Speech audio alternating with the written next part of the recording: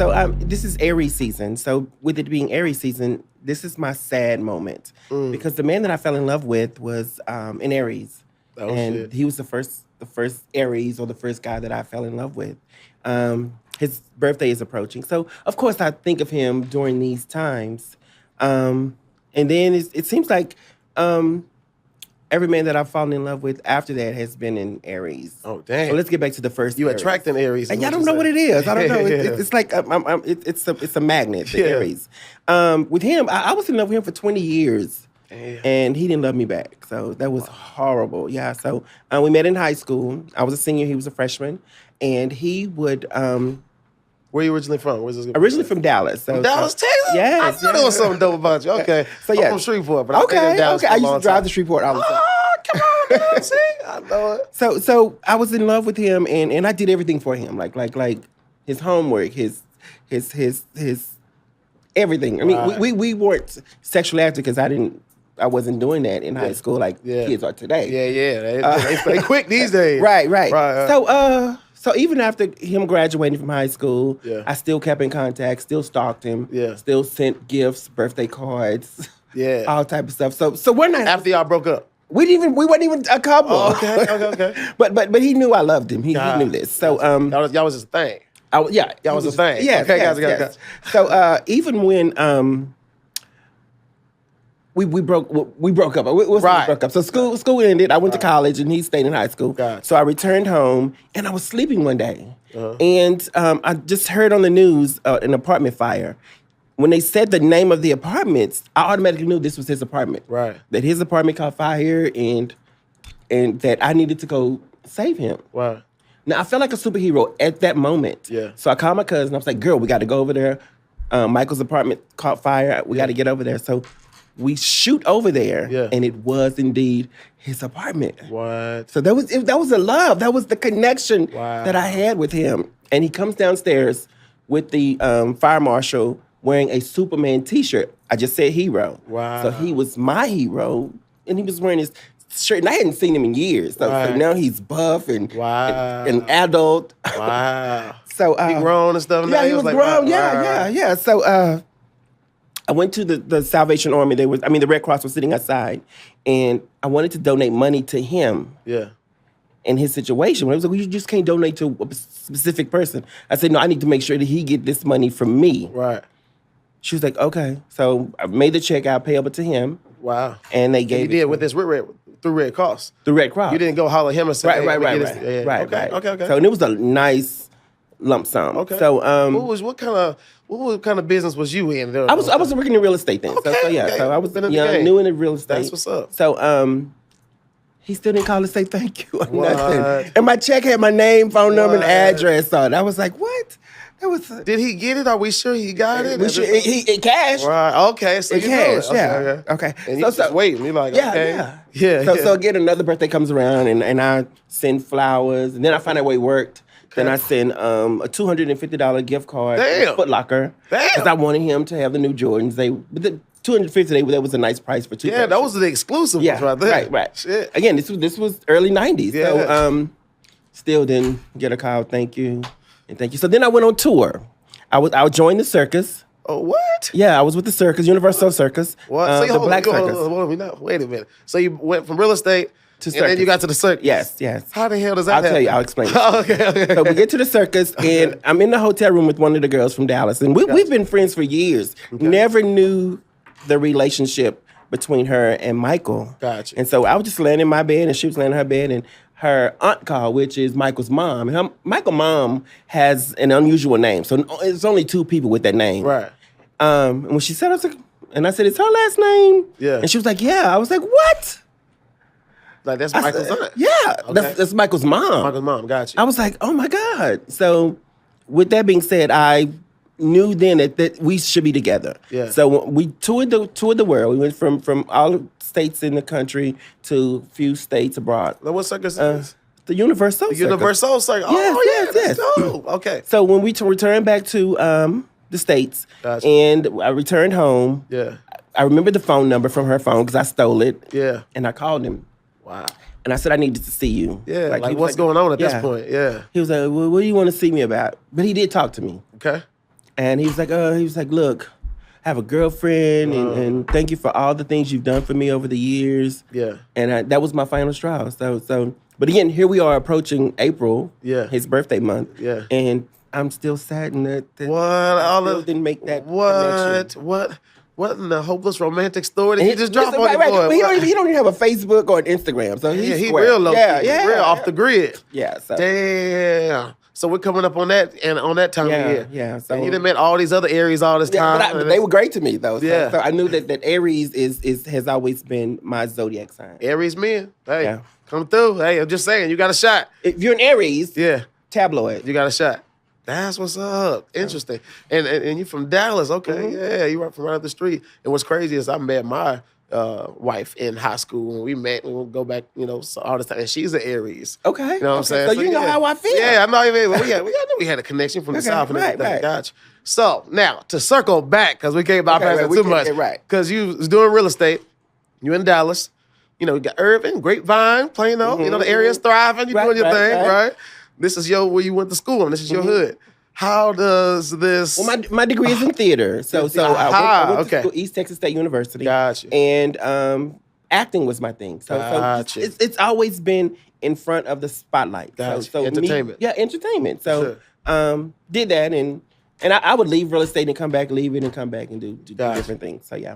Gotcha. So you've done theater, and how does this Universe Soul opportunity even come about? Is there an audition process? It wasn't. Let me tell you. So I was working at this club, and we were doing, me and some friends of mine, the girls that actually went to that joined the circus with. We were doing a show at a club where we were impersonating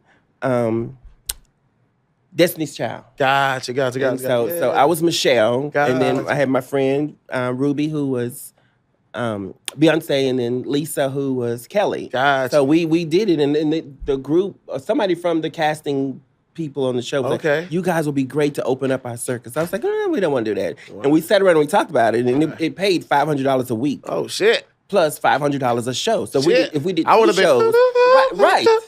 And they paid for lodging and airfare, and I was like, we'll do it. Damn. So we did it for 2 years. So wow. Wow. So how do you transition? Because you're not doing comedy at this point either. At this point, you're just doing your I still was funny. Okay. But I've always been funny, though. So even when I was doing stage plays, I would always end up getting the funny role, even when I went out after the principal role, where I wanted to deliver the tearjerkers and the sadness. Sure. They was like, no, I got the best part for you. Like, wow. So again, always been the funny one. Interesting. So you after the Universe Soul experience is cool, how do you then grab a microphone and say, now I'm just finna talk I worked in radio. I worked in radio for a Dallas radio station. Gotcha. And working for the radio station, how I came up with the name Tab Lloyd. Gotcha. Real name is Tabitha. Okay. And it was just Tabitha every morning. And then I was delivering morning gossip. Came up with the name Tab Lloyd. Now we know. Now it makes, that's why we do this. See, now we know. Tabloid. Exactly. I love it. Okay, cool. So you started in radio. That's obviously a big personality. Right. You meet a lot of people. You're networking. You know that you're funny because you can feel that, right? Exactly. So then from radio, you do the Universe Soul. When the hell do you decide to pick up a microphone? So I would deliver the morning news, my entertainment news, funny. Okay. It was hilarious. Sure. Even if it was sad news, it was hilarious. Sure. And someone said, you should do stand-up. I was like, that's not what I want to do. Yeah. I knew I was funny. Yeah. And so they was like, we're going to set you up. You're going to do an open mic over at the Improv. And it's in Dallas? It's in Dallas. So I go to Addison Improv or Addison. Addison. Okay. So I go to the Addison Improv. Yeah. The place is packed. Yeah, that's a nice. But I'm on the radio, so they loved me. So those people showed up to see who she was or who she is and see what she could do. Yeah. No matter whether it was good or bad, I felt like they were going to laugh because they loved me at that point. Sure. And I like to say I had a great show. Yeah. But again, I don't know because it was people who love Tab. Yeah. So you didn't know how to really even gauge whether you were hitting or they just really fuck with you. And then so I booked the show in San Antonio. Okay. And I go to do the show in San Antonio. Yeah. And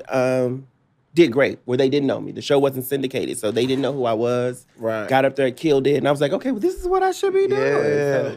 Wow. And that's how. And how long have you been in the comedy game? 12 years. 12 years. Wow. Cheers to that. I'm coming up on about 11-ish myself. Yeah. Okay. I just made 12 in November. So. Dope. Congratulations. Thank you. So from Dallas, I moved to New York. Okay. New York is where I started comedy, and I just fell into open mic, and then started just producing my own shows, bars, and random spots. Because you want to have a platform you can always work. It's cool being able to network with other comics. So I picked on that real quick. Versus, just waiting and seeing when you're going to get your next book and that kind of a thing. Because when you're coming up, that could be a while, right? And that's one of the things I noticed about you, which is one of the reasons how we kind of got here. Okay. As opposed to a lot of comics that do just try to perform when they can, open up when they can. I've noticed that you also put on your shows, and I noticed that you do a lot of work for Vegas locals, and I've seen your work ethic. So that's one of the things that I noticed. I know when we first started, you was like, was this? Yeah. So it was that kind of caught my attention about you being consistent and also providing those platforms and stuff too. So 12 years in, at what point did you feel like all right, I'm a comedian now? Was there a specific show or a specific opportunity that made you feel that way? Or did you always feel that way? I've always felt that way because again, even when I look back at my high school yearbook, when they signed the yearbook, there was a couple of signatures or messages that said, don't forget about me when you're this famous comedian. You're the funniest person I know. You'll be a famous comedian. I thought even back then, Kimball. Okay, shout out to Kimball. Okay.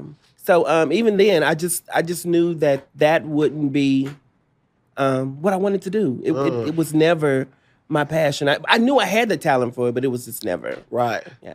Now look at you out here in these comedy streets. Right, yeah. Right. Now, back in the 90s, I had the opportunity to hang out with Amazing Grace, who is also known as Cohen Hawkins. Okay. Who was in Low Down Dirty Shame, who lived in Dallas at the time. Too. Okay. So he did stand-up comedy. Gotcha. And I would go to the open mics or to his shows with him, and he was like, Tab, you need to get on stage. I was like, no, I don't want to do it. Right. So he had an open mic one night in Dallas at Backdoor Comedy Club. Okay. And I get up there and I do it and I kill. And I was like, okay. So I did it. He was like, you doing another one? I said, no. Didn't like it. Wow. And I still have footage of it that I won't even put online. It was a great show. Yeah. I just didn't do it. I don't know why I didn't do it. Interesting. So. Wow. Has there been any opportunity in this that you were maybe a little starstruck, a little like, wow, how did I get on this star? This is the stage I've been waiting to get on. Or has there been any of those moments? Or for you, has this been like, I'm patient with it. It's a learning experience. I'm having fun with this because we all got other hustles and stuff to be doing anyway. I got my real estate license. I'm doing timeshare now, resorts and stuff. But I've been in the car business for 15 years. So how have you kept yourself busy throughout this time while still pursuing comedy? You still doing real estate? I'm doing real estate here in Las Vegas. Nice. Working acquisitions and property management. So nice. It keeps me busy. Yeah, that's what's up. Do you have aspirations to go back to theater, to TV? I do. Oh, okay. I do. Okay. I do. So that's still the end game? Of course. Go on TV? Of course. Gotcha. Have you dabbled into any writing or anything like that? I write all the time. I have like probably 16 scripts that I've written over the years that I've not touched, completed, that are just amazing. And each time I read them, I would find something that I can add to it or take away from or spruce it up. Yeah. So, yeah. Yeah, I think that's something that's important. But I have a bad habit of also writing and creating and not following up on it, or not getting back to. I can procrastinate my ass off. So I know that's something that's kind of works against me. And some of the last couple of guests I had on here, we talk about how that can kind of play against us in this industry, or sometimes not promoting ourselves the way we should, or finishing up on those unfinished products. So I think there's a balance between being fair to yourself and knowing that we got other shit going on besides comedy, but also holding yourself accountable to know that, hey, some of these things, if you finish them up, you got some potential too. Right. I beat myself up all the time. Like I said, I'm gonna go home today and I'm gonna do 2 TikTok videos. Yeah. I'm gonna go home and I'm gonna write 2 scripts. I'll end up writing the scripts and never do the videos. Yeah. Same. Yeah, I know. I just got these ideas and then I'm just sitting there waiting. But again, there's so much stuff that I feel like inspires me now. There's all these platforms that you can watch content on, and all these festivals. I was just like, what, man, I got something that's gold here. So do you go? I got to double back on mine. Then just shoot it. You know what I'm saying? Like even if you just shoot the trailer, you shoot the first episode. You just got to put your money where your mouth is and kind of get to work. So I needed to hear that. Thank you. Yeah, no, I feel like you did because I know I did. So sometimes I say things that I also need to hear myself. So that's important. have you had a pretty good network of community that supports what you do? You know how it is. Sometimes you leave your home. It's kind of like, oh, I'm out here by myself. You know, have you built a good community here? And do you have a good support system in Dallas? I have a good support system here and in Dallas. So every time I return to Dallas to do a show, the place is packed. So I'm gonna say my fan base is Dallas, San Antonio, and Houston. Nice. So yeah. Where's your favorite place to perform at though? It's gonna have to be Portland. Portland. Where did Portland come from? Tell me about Portland. So I haven't performed there. Never? No. Oh my God. So I did the Northwest Black Comedy Festival a couple of years ago. I did do that. When did you do it? Oh man, what maybe the same year. This was like 19. So I did 18, 19, and 20. It could have been 18. Yeah. So because I did the Airbnb. It was raining. Right. It could have been the same damn year. Yeah. Wow. Yeah. So, it could have been a whole full circle moment where we walked past each other. I didn't even speak. Yeah. Wow. That was the only time I ever went to Portland actually too. Okay. Yeah. So tell me how was it? So it opened up so many doors. So I won a couple of their contests during the festival. Gotcha. Which opened up other doors where I was performing and they were flying me in and out of Portland. Nice. Built a nice fan base there, and I can't thank the Portland team enough. Like it's just, nice. They're great people. Nice, solid. So, Portland's fun. Is there any place that you don't like performing, or a place you don't want to step into? I can't say there is. I'm a people person. The people love me. Yeah. Sometimes I don't even have to say anything and the people are cheering and screaming. Yeah. I still don't, that part I don't get at all. Yeah. So I can't say that there is a place that I don't want to perform. Yeah. Nice, man. Well, I'm glad we got a chance to kind of catch up a little bit and to find out you're from Dallas, man. That's dope. No. So what's the next steps for you? Are you still producing your shows? Obviously performing whenever you can. I have a few shows coming up this summer. A couple of shows in July that I know are going to happen. Hell yeah, it's my birthday month. My birthday month, and I always have. Damn. So hold on, what's your sign? Leo. Okay. But you're I'm a Cancer. Okay, but that's fine. But everybody that's on my show is born in July. Damn. So every year I have this big July show. Oh shit. So this year I'm filming the show. For Prime.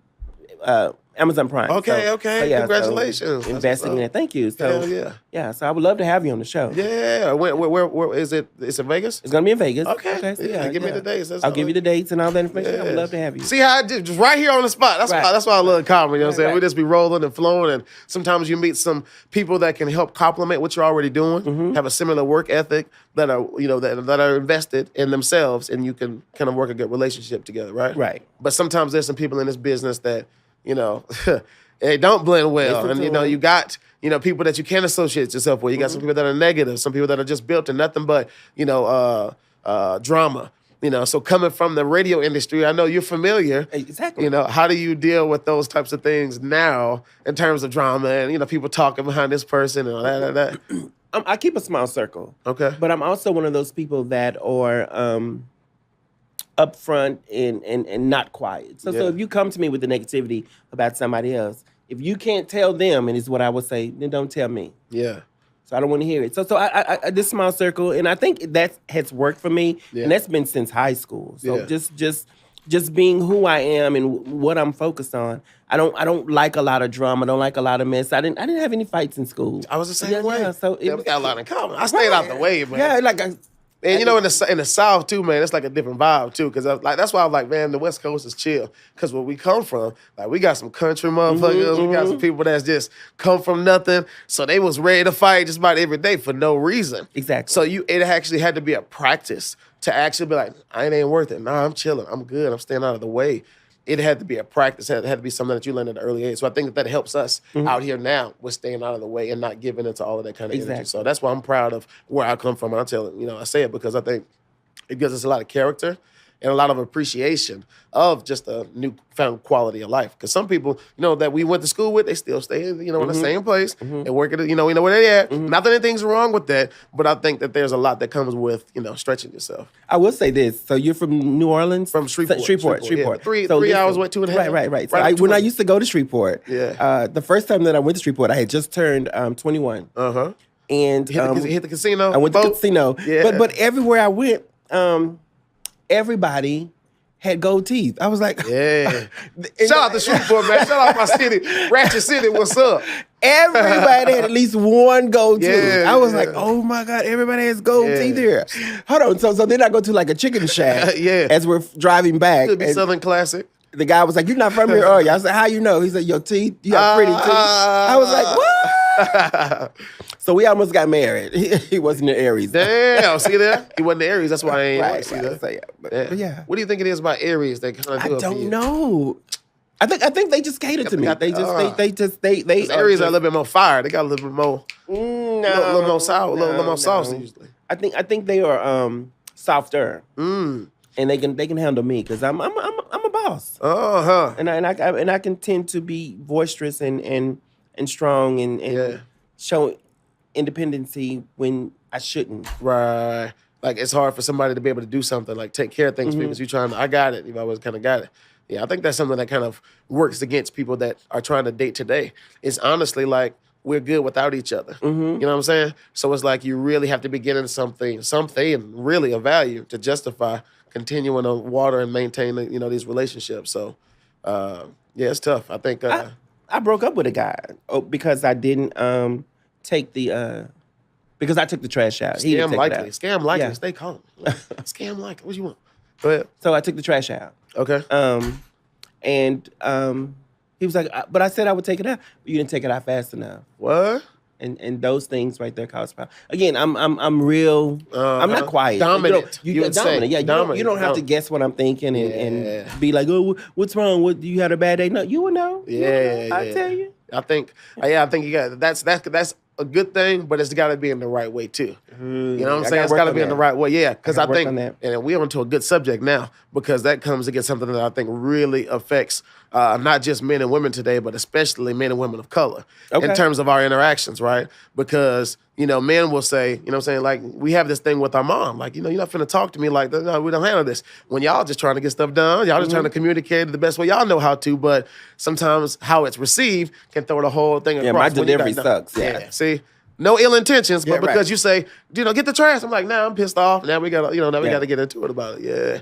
So the delivery is the key. Just like on stage, shit. Some people got material that's funny as hell, but the delivery makes the total difference in everything. Exactly. Yeah. That's fine. No. So how is the real estate business going right now? Everybody moving their ass to fucking Vegas. Well, it's going great, but in this industry, again, I work in acquisition, so I'm not working in sales anymore. Okay. So we what happens in acquisition? We buy properties. So I work for a company where I'm spending the white man's money to buy properties that he can revamp. Right. Okay. And revamp and redo and reconstruct whatever he wants to do, tear down or whatever. Gotcha. And then I make the wise decision on would it be a good investment for the commercial, residential, multifamily, all of it. Yeah. So how are you even finding this inventory? Are you scouting or y'all have like a website? We have our connections. Yeah, we have our connections. Yeah, that's dope. Interesting. I always like hearing what the hell comics are doing off stage. We only get to see each other in one capacity. I've been in the car business for 15 years, so I was that dude. Even in Dallas. Matter of fact, first dealership I worked at was right off of 183 in Irving. At the Honda store over there. Okay. Yeah, David McDavid. Yeah. Okay, David McDavid. Yeah, David McDavid. You better right next to the Whataburger. Right next to the Whataburger. Yeah, that's why I gained some weight when I worked at the I love Whataburger. They need a Whataburger here in They Las do Vegas. need a Whataburger. Whataburger be slapping. Yeah. They do burgers the right way. Oh, we can talk about Whataburger. Okay. Yeah. Sorry. Whataburger be hit. David, yeah. And they ketchup. The ketchup was good at Whataburger too, right? Ketchup. But yeah, so I worked at David for like 3 months. And it was just hardcore. They was yelling, talking to me crazy and all that kind of stuff. The car business can be a little, wild. I can't see someone talking to you. Did you wreck a car or something? No, that's just the way they handle salespeople, unfortunately. There's a lot of disrespect that happens because who are there's these an people ego. Talking to you like sales that? Managers. Oh, okay. So, when you go to a dealership, you got your salesperson that talks to you a lot when you pull up. Right. And then you got the guy he got to go back and forth 3-4 times to get numbers from. That's your sales manager. And then once I got off the sales floor, I went to internet department. So when you're in the internet, you're doing mostly emails, you're setting your appointments, you're giving out prices via email, then you come in and, the car's already ready. So you never met the people from the internet? Okay. No, exactly. Then they would show up, and then by that time, we already negotiated the price. I know what car you want, and, that process starts. Well, what's cool was after I left Honda, I went to Volkswagen. Metro Volkswagen, right off of 183 too. It was right next to in Irving, basically. I was in Irving. Okay. Right off of Beltline. It was Little Mexico. There was a lot going on over in urban at the time. I was new from Shreveport, so I didn't know nothing. I was just kind of like, oh, this is cool. A lot of opportunities. Dope. And then, stayed at the Volkswagen store for a little while. And then I got the job working as a closer. Okay. That's when I felt like I was the shit. Because the closer was a guy that came out when you said, I'm going to just think about it and I'm going to let you know. There was one more dude that used to holler at you for you. Come here, let me talk to you for one more second. Yeah. Be like, let me go get my car. And then he come back with another dude. Yeah, that was a very pivotal moment in my life when I started. I never faced that though. So I've never been one of those people who had to produce a check stub to get a car or your credits, you've been taking care of your credits. My credit, yeah. Ah, nice. Fellas, when people... You got your co-signer here, right here. Aries fellas. but when people talk about, I need 3 checks I said, to get a car? It was unheard of to me. Yeah. I was like, I've never heard of that. Right, what is all this extra information you have to give them? Like, what's that about? Just give me your name. Yeah, that's called subprime. Yeah. Subprime. That means, less than perfect credit. If you 750, 850 credit, or even high 6s, even getting a home loan or a car loan is, it's kind of easy peasy, right? You usually have no problems. But if you under low 6s, 5s, 4s, which a lot of America is, you can fall into something called subprime financing. And usually you don't even go to a lot of franchise dealerships. That's when you got those little lots on the side of the street. Oh, those tote-the-note places. Tote-the-note places. Yes. And I worked on both industries. So I sold Maseratis, I sold Range Rovers for a little while. Lexus, I was in the Lexus business. Park Place. I was in Park Place for a minute at the Lexus store. But I've also worked at some used car lots to where you did need 3 pay stubs. I need this. Matter of fact, I need to see your pay stubs and I need to see your last 3 months bank statements. And a light bill. And a light bill. I need proof of residence, proof of address. That was right. I was shocked when I heard that. Yeah. So I was like, what? Yeah. That's unheard of. So some people are good at managing the credit like yourself. And some people just hit bad times. Like, the 2009, the economy crashed and, things really hit the fan. So you had a lot of people that was trying to downgrade and make different arrangements. And that's when we had to have that talk. And they thought they was going to come in like you and not have to give anything. And I was like, no. I need to see your phone bill. And I also need here, I'm going to write you a list. No, don't worry, I'm going to write you a list. And then what happens in that moment, too, is you lose that power. So now you was like, I want to drive this. I want to look at that. That's what I was like, no, sit down. We got these 2 cars? Exactly, right. You can take the Chevy Cobalt. Right. Or you can get the Dodge Stratus or whatever the fuck that was. It was like, oh, I don't want that. Well, yeah, see, you don't pay your bills. So these are the 2 options we have for you right here. That's a delivery. Is that delivery? That's the delivery, yeah. So you just, when you got good credit, we come out there with the numbers. Hey, good news. Right here, got your payment, But when your credit's bad, yeah, see, this is what we can do for you. So you can either take that car right there or have a good day. And you got to come with a down payment. So yeah, that was a different process for me. But no, I've learned over the years that you don't even need a down payment either. You don't? With good credit. Good credit. Yeah, good credit saves you money on just about anything. As you know, coming from the real estate business. But a lot of people didn't know that. A lot of people show up to the lots. Hey, what did you have budgeted for a down payment? Or, hey, where much you put it? Oh, I don't want to do nothing. I was like, okay, I hope you got some nothing ass credit. Let's go have a look. Let's see. I don't have to put nothing. Oh, well, let's go find out. And then we asked to come break the news. Well, yeah, we're gonna need about $3,000 to $4,000 on this car.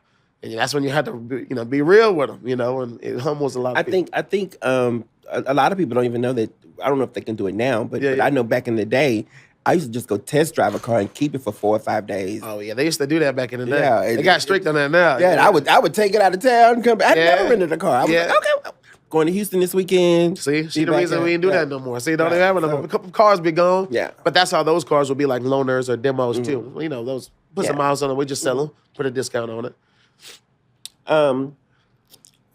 But even with the large down payments. I think where people fail, they go in telling the salesman what they want and what they have. Yeah. You're not going to run my credit. I'm going to tell you what I want. Right.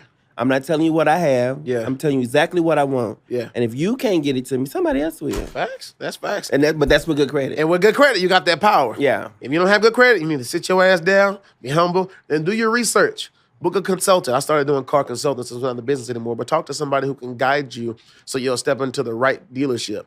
Where you're about to place your money, because that's 90% of the battle. Where are you going to go put your money at? If the car lot look like it ain't shit, you finna have an ain't shit experience. Exactly. The car probably ain't shit. So do your research, and try to get guided in the right direction before, you make that investment, because it's a big-ass investment. Because if you buy a car that ain't shit, you still got to pay that car payment, even if the car start falling apart. So Yeah, you gotta put some thought into that. And I don't think people think about that when they get a car from one of those toe-to-no places. Mm-hmm. That when it breaks down, the maintenance is still yours because you signed that as is paperwork. As is mean as is. Mm-hmm. Just like when you meet a new boo, they as is. Mm-hmm. You can have all these expectations. You can have this potential. I accept you, but as is. Exactly. Without the job, See, that's a whole nother message right there, huh? Because a lot of times in relationships, message. In relationships, we'd be like, oh, so much potential, and if you could just do this, and if you could do this better. No, sweetheart. How did you meet them? You met them where they at. Everybody has the potential to grow, and you can encourage growth, but the expectations of yours will have you looking stupid. Exactly. You know what I'm saying? So you only can get what someone has. This is what I always say. You can only get what somebody has the capacity and the desire to really give you. You know what I'm saying? If they don't have, because some people reach their capacity and what they can kind of extend as far as they love and themselves and devotion to you. And financially too, because some people are settled or happy with where they goal was. Like they don't want to exceed. They're like, oh no, I'm good right here. Ambition. I'm at $18 now. I don't want to make any more money. Like, what? So you okay with that? Yeah. Which is tough. And I know especially for a lot of confident women, successful women, hard working women, you get with somebody, you want that kind of energy to be matched a little bit. Is that kind of hard? Just a little bit. Is that a little difficult too? It is. Yeah. Would you be with a guy who just was like content? Yeah, I work at the post office. I'm good.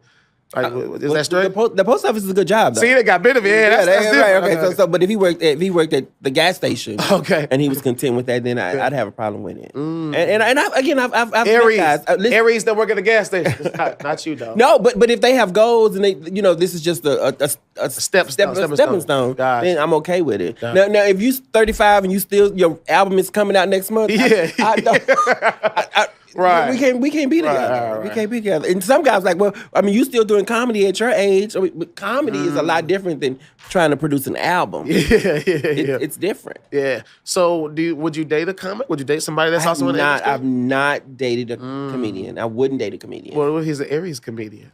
I wouldn't date a comedian. Oh, really? I don't want me on stage. I don't want the joke. I've seen relationships here in Las Vegas and in Dallas where they dated each other, and then when they broke up, you heard about it on stage. It becomes personal. I don't want that. I don't want that. Wow. Now I dated a rapper who rapped about me in the song, which was hilarious. Okay. Cool. I was like, okay. At least he mentioned the Benz. Yeah. Damn, that's what's up. Yeah. So man, I low-key miss Dallas, man. Dallas was cool, man. I go back like once or twice a year. My mama still live in Frisco. I think. My mom lives in Lancaster. Oh shit. Okay. Yeah. So yes, all my family still lives there. So yeah, I go back to DFW all the time, man. It's getting big as hell, man. It's traffic like LA. Every time I get there, it looks different to me. The whole scenery is. They keep building up. That's crazy. But it's starting to get like a little bit more of a vibe too in terms of like the arts and like was like Deep Ellum and all that shit. Yeah. They have a comedy club down there, Dallas Comedy Club. I haven't been there yet. You need to go. It's really, really nice. Dallas, holla at your boy, man. What's up, man? Give me a reason to go back. Let's go. I'm trying to set that up. Charlie Wilson, Tab Lloyd. You know, someone can make that happen, right? Of course. Yeah. And I'll sell it out. Shit, let's get to that. I know they opened up a new one in Plano. I met one of the dudes who opened it up at the festival. Where was that? Where we at? Big Pine or some shit, y'all? Big Pine, yeah. Okay. We met one of the guys who opened that shit up. So that actually looks like a pretty nice club too. I think it's House of Comedy. Okay, I did hear of House of Comedy. Yeah. My friend Angela Walker just performed there a couple of days ago. Nice. Looked like a dope stage, man. Yeah. I got to touch that one too. And do you know a lot of comedians in Dallas? A little bit, man. You know, because I never really did comedy in Dallas. Okay. After I moved to New York from Dallas, I started doing comedy. So I was all in New York. Okay. But I did go back to Dallas and produce my own shows. Okay. Because again, just because I was starting comedy in New York, nobody in Dallas, was booking me. I wasn't like famous or popular enough to say, hey, let's bring Charlie back to Dallas and pay him. You know what I'm saying? So when I went back to Dallas, I could obviously get up when it was time to get up. But I took that opportunity to produce some shows. Do you remember this restaurant called Buttons in Dallas? Yeah. So they had one in Addison. They had a nice little run. Buttons in Addison. Oh, I do know. It was like a jazz Buttons. lounge, jazz club. Yeah. So my sister had her birthday party there. Well, it was a vibe. I fell asleep. Well, I was the oldest person. Yeah. There. So during the whole party and stuff, I was just over in the corner just. Man, Buttons, and they have pictures and videos of me sleeping. So, right in Buttons. Yeah. They food was good. That was like when they brought like Southern cuisine. It was a little bit of an upscale kind of vibe. And man, so after I started doing comedy in New York, I started producing my shows in New York. But then I felt like because I knew more people in Dallas, I could probably have more people come up to my shows. Did that work for you? A little bit, yeah. Okay. It really did. Because coming a comedian from New York at this point, now coming to Dallas and booking comics, kind of gave me a little bit of, sauce in terms of like, all right, cool, we coming from New York and doing a comedy show. So I could get the comedians there. And then in terms of support system, I got like my friends from Dallas, my mom, my sister, a lot of my fam bam pulled up on me. So that's why I kind of started small. We did like a small little club. There used to be a little club in Plano. Man, I forgot what they were called, like a Caribbean spot. But they had a nice little intimate room, and that was one of the first shows I produced. So I did one show there, and I did another show in Shreveport. That's where I first kind of started getting my mock shows together. How does this work? And booking comics, what kind of budget? Okay, let me get a DJ. So I would always try to make it a little bit of an experience. But that's, year one in comedy, what helped kind of build my foundation and my blueprint for the game. Because after that, I just continued to produce shows, and I produced my own shows in LA and New York and kind of stayed on that. So now I have to ask the question. Yeah. Why I've never been on any of your shows. Aha, cool. Well, I'm glad that you asked. Okay. So Laugh After Dark has got a kind of a unique way of curating our shows, obviously, right? So we have our submissions that are open for a specific amount of time. I've sent like 2 or 3 of them. Everybody and their mama has. Okay. We've had literally hundreds of submissions. So, a lot of this is like not being able to get to enough people in the right amount of time because we're flooded with comics, right? Okay. 650, yeah, to be exact. So it's like, weeding through all of those emails is working itself. So this is going to answer a lot of comments questions. How do you get on Laugh After Dark? How are you, how do you even get in there? Because some comments got on because they were referred by somebody else. And sometimes we hold on, let me finish. So sometimes we get those referrals and they still don't hit like we think that we hit. So after so many times of people referring, because we knew to Vegas, we came from LA. Okay. So we had so many people that were like, oh yeah, such and such is good. And my friend such and such is good. And we tried that a couple of times. But sometimes the shit is kind of like, okay, this was a fucking let. This ain't helping. Yeah. So fortunately, we had enough LA blended comics that were coming in here. And then we took some opportunities on some Vegas comics that were local. But to answer the question, how you get on a Laugh After Dark is exactly how we ended up here today. I think it's staying consistent and staying on our radar. I think it's being consistent and making yourself known to us, being on our DMs, speaking to us and interacting with us, when you see us out, which you have, being respectable and doing that too, which you have, continue to work on your own craft and create your own lane, which you have.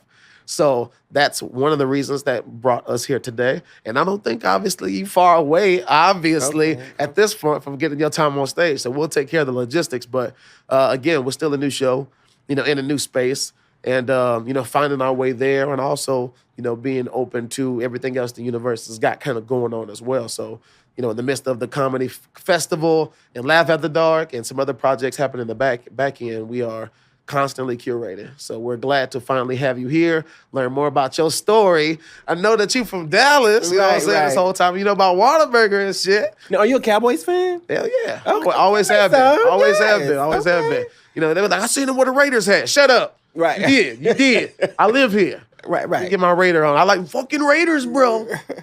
I love the Raiders too, man. But Cowboy fans since day one, so I always loving yourself and you as well. Cowboys, yeah. Yeah. All day, every day. Hell yeah. That's what's happening. Yeah. So please, man, let us know like what else you got coming up, what else you got going on, so people can kind of stay tuned and what's up. Well, I have my weekly podcast. Okay. Which is Ridiculously Funny Comedy Podcast. Okay. See, how come I ain't do your podcast? How you got a podcast? I ain't do it. I really thought you were too big to do it. I just thought that like he would never do my podcast. Yeah. But now the invitation is extended. Okay. Do you do it on Zoom or do you film it? I have a studio.